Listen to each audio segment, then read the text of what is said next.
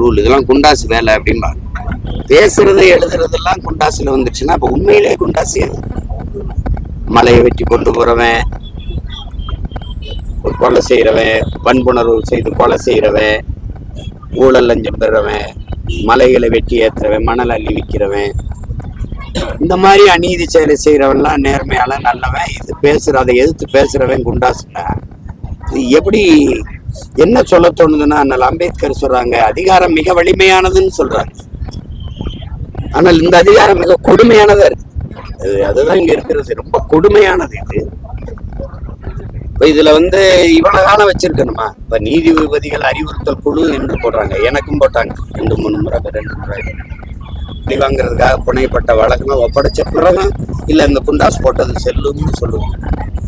அப்புறம் அந்த அமர்வே அவசியமற்றது.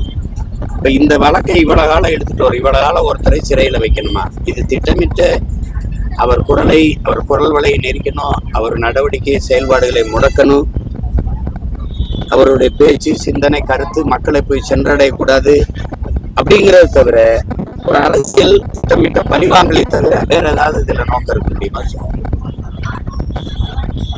அது 90 நாள்ல கொலை பண்ணவன் வெளியில வந்தான், 90 நாள் தான், 30 நாள்ல வெளியில வந்தவன்லாம் இருக்கான். உரிய சான்றுகளோட நிரூபிக்கல, அப்படின்னு சான்றுகளோட நிரூபிக்கல, அந்த குற்றத்தை உறுதிப்படுத்தலைன்னு வெளியில வந்ததுல இந்த காட்சியை பார்த்தவங்களுக்கு தெரியும் அவர் மேல குற்றம் இல்லைன்னு. சரி, கைது பண்ணிட்டீங்க, சிறைப்படுத்திட்டீங்க, அதுக்கு குண்டாஸ் போட்டு 4 மாசம் 5 மாசம் வைக்க வேண்டிய தேவையில்லை.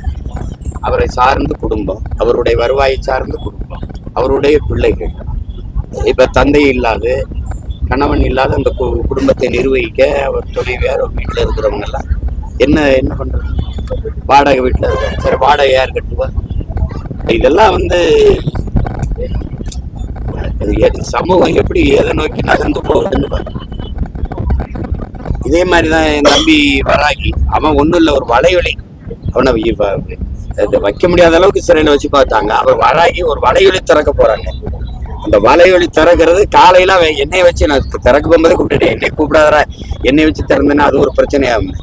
நான் திறக்கிறேன்னு இருக்கு, 11 மணிக்கு திறக்கிறேன்னு இருக்கு, காலையில அதிகாலையில அவனை சிறைப்படுத்தி இப்ப அவனையும் குண்டாசுல அடிச்சு போட்டு, ஒரு வலையொலி திறக்கிறது இல்லாம குண்டா சட்டத்துல வருது, யூடியூப் திறக்கிறது.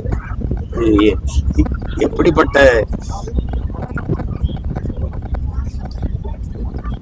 எல்லாம் சட்டத்துக்கு உள்ள கட்டுப்பட்டு இயங்குவாங்க. திமுகவினுடைய ஆட்சியில் இருக்கிற அதிகாரிகள், அது உயர் காவல்துறை அதிகாரிகள் சட்டத்தை மீறி இயங்குவாங்க, சட்டத்து எல்லையை தாண்டி இயங்குவாங்க. அவங்க அரசு என்ன சொல்லுதோ கைது பண்ணுவாங்க.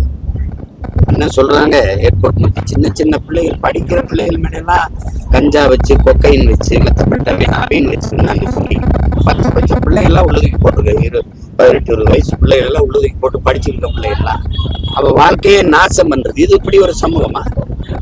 நாடங்களும் போதை கலாச்சாரத்தை உருவாக்கி விட்டு தூக்கி பிள்ளைகளை உள்ள போட்டு அவ எதிர்காலத்தை அழிக்கிறது. இது நல்ல சமூகத்தை, அறிவார்ந்த சமூகத்தை, ஒழுக்கம் மிகுந்த சமூகத்தை, ஆரோக்கியமான சமூகத்தை உருவாக்கி நல்ல நாட்டை கட்டமைக்கிறது இதுதானே? இதுல சமூக சீர்திருத்தம், சமூக மேம்பாடு, சமூக ஒழுங்கு, நல்ல நாட்டை உருவாக்குகிற சிற்பிகளுடைய வேலை தானே. எப்படி கொடுமை!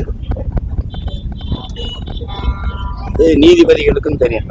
ஒரு நேரம் கேட்டா ஒரு 10 நாள், 1 வாரம் தானே, 1 மாதம் தள்ளி வைக்க வேண்டிய தேவை என்ன? இந்த வழக்கை 1 மாதம் தள்ளி வச்சு 1 மாதம் உள்ள வைக்கணும், அவ்வளவுதான். தன் விருப்புக்கு இயங்குவது சட்டமும் நீதியுமா இருந்ததுன்னா நாட்டுல என்ன நீதி இருக்கும், என்ன நேர்மை இருக்கும், என்ன தர்மம் இருக்கும், என்ன சட்டம் இருக்கும், அதுல ஒழுங்கு இருக்கும். கொடுமை இது. இப்ப என்ன பண்றது? அதனால இத ஒண்ணு இல்ல, நாங்க போராடி சட்ட போராட்டத்தை செஞ்சு வெளியில எடுத்துட்டு வருவோம், வருவாரு, அதான் சொல்லிட்டு வந்திருக்கு.